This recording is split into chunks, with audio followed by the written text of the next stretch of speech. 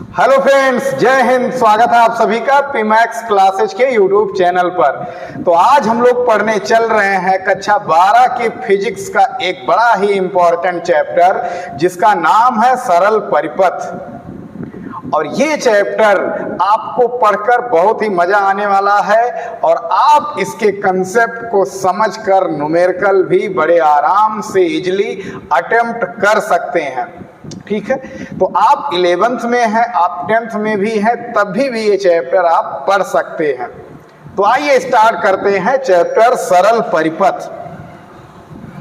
Simple circuit, सरल परिपथ, simple circuit एक बार देख लिया जाए। ठीक है, चैप्टर का नाम है सरल परिपथ, सिंपल सर्किट। ठीक है, तो सर्किट किसको बोलते हैं, परिपथ किसको बोलते हैं, तो बार बार ये शब्द फिजिक्स में गूंजेगा और आपके कानों में भी गूंजेगा। तो सर्किट और परिपथ किसको कहते हैं? परिपथ का मतलब जो भी चीज आप सेल से या बैटरी से जला रहे हैं या चला रहे हैं, तो वही आपका क्या है, परिपथ है। आई बात समझ में? जो भी चीज आप बैटरी से या करंट से या एसी सप्लाई से, डीसी सप्लाई से चला रहे हैं या जला रहे हैं, तो वही आपका क्या है, परिपथ है। तो हम लोगों को सरल परिपथ के बारे में पढ़ना है, बहुत कॉम्प्लिकेटेड नहीं कि हाँ ढेर सारी चीजें जुड़ी हुई हैं श्रेणी क्रम में या समांतर क्रम में, उतना कॉम्प्लिकेटेड चीजों को नहीं पढ़ना है, लेकिन जाते जाते कॉम्प्लिकेटेड तो होना ही है। तो आइए, इसमें सबसे पहली हेडिंग है सरल परिपथ में, सबसे पहली हेडिंग है इस चैप्टर का अपना वैद्युत सेल के बारे में हमें पता होना चाहिए। इलेक्ट्रिक सेल क्या है? Electric cell. तो वैद्युत सेल क्या है? तो वैद्युत सेल जो है एक ऐसी युक्ति है, एक ऐसी डिवाइस है जो रासायनिक ऊर्जा को किस ऊर्जा में बदलता है? वैद्युत ऊर्जा में। ये रासायनिक ऊर्जा को चेंज कर देता है किसमें? वैद्युत ऊर्जा में। किसमें चेंज कर देता है? वैद्युत ऊर्जा में। सेल एक ऐसी युक्ति है जो रासायनिक ऊर्जा को वैद्युत ऊर्जा में परिवर्तित करता है, केमिकल एनर्जी को इलेक्ट्रिकल एनर्जी में कन्वर्ट कर देता है। कौन? सेल। वैद्युत सेल एक ऐसी युक्ति है, एक ऐसी डिवाइस है जो रासायनिक ऊर्जा को वैद्युत ऊर्जा में परिवर्तित करता है और परिपथ के सिरों पर विभवांतर बना के रखता है। ये बात ऐड करेंगे, परिपथ के सिरों का विभवांतर बनाकर रखता है। और विभवांतर अगर है, परिपथ के सिरों का विभवांतर अगर मेंटेन है, तो उस परिपथ में करंट का फ्लो निरंतर होता रहेगा, धारा का प्रवाह निरंतर बना रहेगा। तो यही पर्पज होता है सेल का। तो अगर थोड़ा सा लॉन्ग शॉर्टकट में अगर आपको डिफिनीशन लिखना है तो क्या परिभाषा होगी? वैद्युत सेल एक ऐसी युक्ति है जो रासायनिक ऊर्जा को परिवर्तित कर देता है वैद्युत ऊर्जा में। चलो, एक लाइन का हो गया। अगर थोड़ा सा और बढ़ाना है डिफिनीशन, तो और थोड़ा सा और सटीक डिफिनीशन बनाना है, तो वैद्युत सेल एक ऐसी युक्ति है जो रासायनिक ऊर्जा को वैद्युत ऊर्जा में परिवर्तित करता है तथा परिपथ के सिरों का विभवांतर बना के रखता है और परिपथ में धारा का प्रवाह निरंतर बना रहता है। जिससे आई बात समझ में?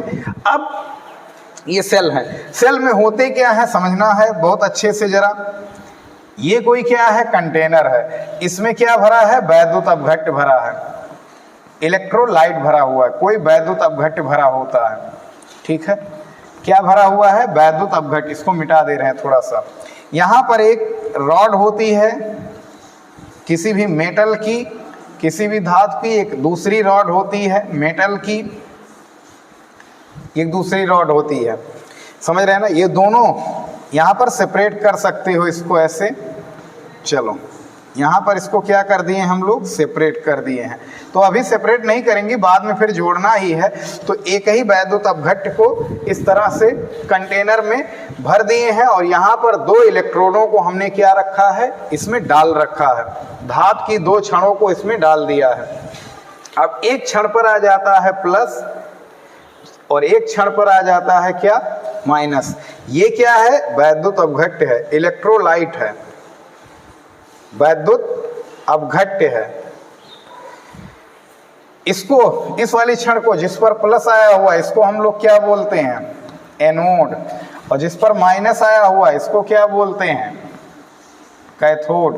और ये क्या भरा हुआ? वैद्युत अपघट्य। अच्छा, एनोड और कैथोड को हम लोग इलेक्ट्रोड भी बोलते हैं। क्या बोलते हैं? इलेक्ट्रोड, इलेक्ट्रोड भी बोलते हैं। अब बहुत अच्छे से समझना है, इसके अंदर केमिकल रिएक्शन होगा सेल के अंदर। सेल में होता क्या है? तो सेल में दो इलेक्ट्रोड होते हैं, एक प्लस होता है, एक माइनस होता है। सेल की जो इलेक्ट्रोड होते हैं वो एक वैद्युत अपघट्य में डूबे हुए रहते हैं। अब फिर क्या यहाँ पर अगर इस परिपथ को हम क्या कर दें, पूरा कर दें, आधा सेल ये है, आधा सेल ये है, अगर इसको हम किसी तार से जोड़ दें, किससे जोड़ दें? किसी तार से जोड़ दें, और यहाँ पर कोई बल्ब वगैरह लगा दो तो ये बल्ब क्या हो जाएगा? प्रकाशित हो जाता है। आई बात समझ में? ये बन गया पूरा सेल। ये क्या है? कैथोड। ये क्या है? एनोड है। ये अंदर मटेरियल क्या भरा हुआ है? वैद्युत अपघट्य, इलेक्ट्रोलाइट। वैद्युत अपघट्य ऐसा विलयन होता है जिसमें वैद्युत धारा का प्रवाह हो सकता है, उसे हम वैद्युत अपघट्य कहते हैं। तो कोई भी वैद्युत अपघट्य यहाँ पर भर दिया जाता है। कई तरह के सेल होते हैं तो इसीलिए कई तरह का यहाँ वैद्युत अपघट्य भरा जा सकता है। अब यहाँ प्लस टर्मिनल से करंट निकलता है और माइनस टर्मिनल की तरफ करंट आता है और ये बल्ब जल जाता है। अच्छा, सेल के भीतर जो करंट की डायरेक्शन है ये है, और सेल के बाहर करंट की डायरेक्शन देख रहे हैं ये है। ये करंट की डायरेक्शन है और सेल के भीतर करंट की डायरेक्शन ये है। आई बात समझ में? तो फिर से एक बार पूरी बात रिवाइज कर दे रहे हैं। वैद्युत सेल एक ऐसी युक्ति है जो रासायनिक ऊर्जा को वैद्युत ऊर्जा में परिवर्तित करता है और परिपथ के सिरों का विभवांतर बनाए रखता है, जिससे परिपथ में वैद्युत धारा निरंतर प्रवाहित होती रहती है। यही काम है सेल का। सेल में होते क्या हैं? तो कंटेनर में एक वैद्युत अपघट्य भरा हुआ रहता है। वैद्युत अपघट्य में दो धातु की छड़ें डूबी हुई रहती हैं। इन छड़ों को इलेक्ट्रोड भी कहते हैं। एक इलेक्ट्रोड को एनोड कहते हैं, एक इलेक्ट्रोड को कैथोड कहते हैं। एक पर प्लस होता है, एक पर क्या होता है? माइनस होता है। अच्छा, इन अगर आधे आधे इलेक्ट्रोडों की बात करें तो इसे अर्ध सेल कहते हैं। अब अगर इनको किसी तार से जोड़ दें और कोई बाह्य परिपथ अगर लगा दें तो वो अब जलेगा चलेगा। यही है सेल। सेल के बाहर वैद्युत धारा कैसे बह रही है? प्लस से माइनस की तरफ, यानी एनोड से कैथोड की तरफ बह रही है। लेकिन सेल के भीतर करंट कैसे बह रहा है? कैथोड से एनोड की ओर बह रहा है। ये अंदर केमिकल रिएक्शन होता रहता है। इसी केमिकल रिएक्शन के होने से रासायनिक ऊर्जा बनती है। रासायनिक ऊर्जा बनने से हमें वैद्युत ऊर्जा मिलती है। आई बात समझ में? क्योंकि आप पढ़े हैं ऊर्जा क्या होती है, ना तो नष्ट होती है ना तो उत्पन्न की जा सकती है, बल्कि एक रूप से दूसरे रूप में परिवर्तित होती है। तो ये वैद्युत सेल आप लोगों ने देख लिया। इसे क्या कहते हैं? इलेक्ट्रोड। इसे भी क्या कहते हैं? इलेक्ट्रोड। ये पूरा सिस्टम क्या है? सेल है। अब सेल जो है, वैसे तो सेल हम लोगों को बनाना नहीं देखना सबको फिजिक्स में। सेल के दो प्रकार हैं। सेल के कितने प्रकार हैं? दो प्रकार। टाइप्स ऑफ सेल कितने होते हैं? एक प्राइमरी सेल, प्राथमिक सेल जिसको बोलते हैं। कौन सा सेल? प्राथमिक सेल, प्राइमरी सेल। और दूसरा है द्वितीयक सेल, द्वितीयक सेल, सेकेंडरी सेल।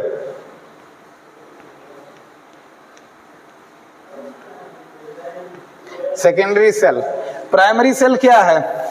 तो बहुत ही अच्छे से समझेंगे। प्राइमरी सेल जो है, ये सेल ऐसे सेल होते हैं जिसमें रासायनिक ऊर्जा जो चेंज होती है, कौन सी ऊर्जा? रासायनिक ऊर्जा।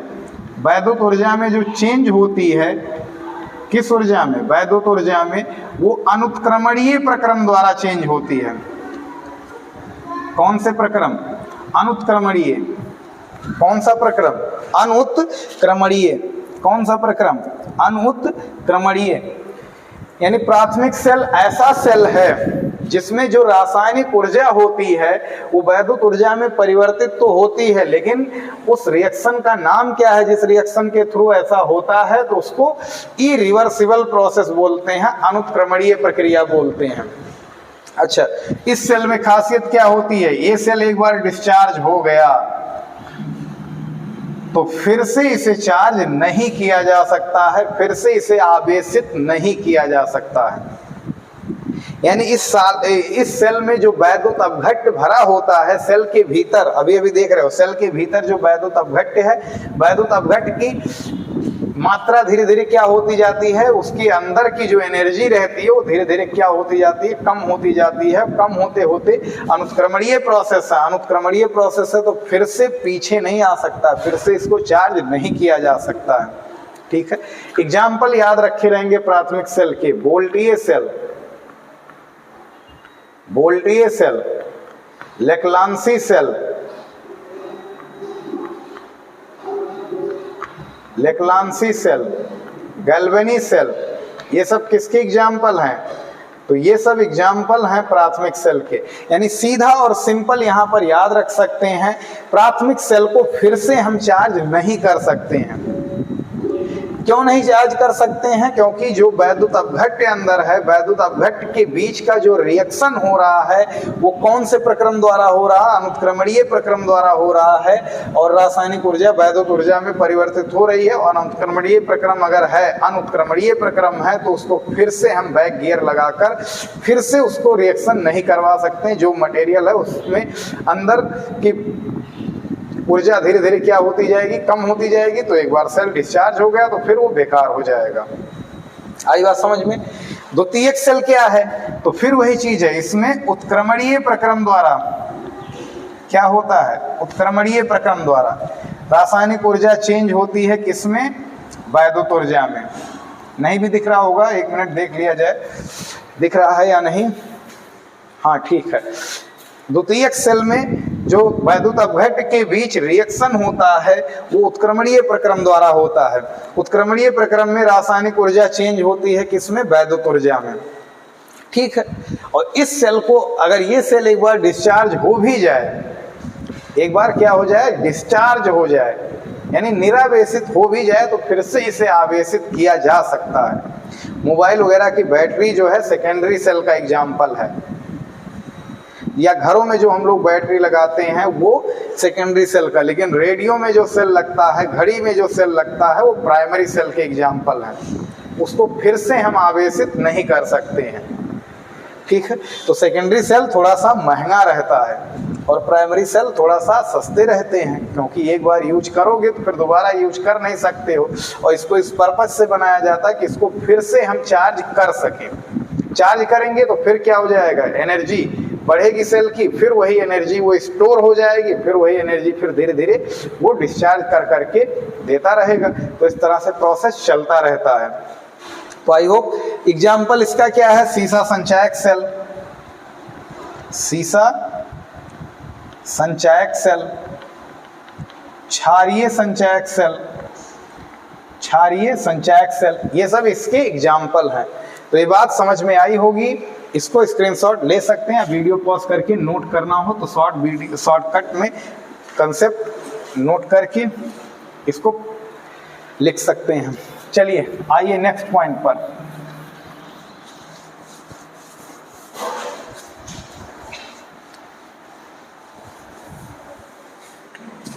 अब हम लोग पढ़ेंगे विद्युत वाहक बल। विद्युत वाहक बल, इलेक्ट्रोमोटिव फोर्स, इलेक्ट्रोमोटिव फोर्स, या इसको क्या बोलते हैं अपन लोग, ईएमएफ। क्या, ईएमएफ, इलेक्ट्रोमोटिव फोर्स, विद्युत वाहक बल। तो क्या है विद्युत वाहक बल, समझते हैं। अब अगर ये कोई परिपथ है, ये कोई क्या है, बाह्य परिपथ है, और ये अपना क्या है, सेल, बगल में ऐसे ये भी दिखा दे रहे हैं। ये क्या है अभी समझेंगे, यांत्रिक प्रतिरोध है। ये पूरा क्या है, अपना सेल है।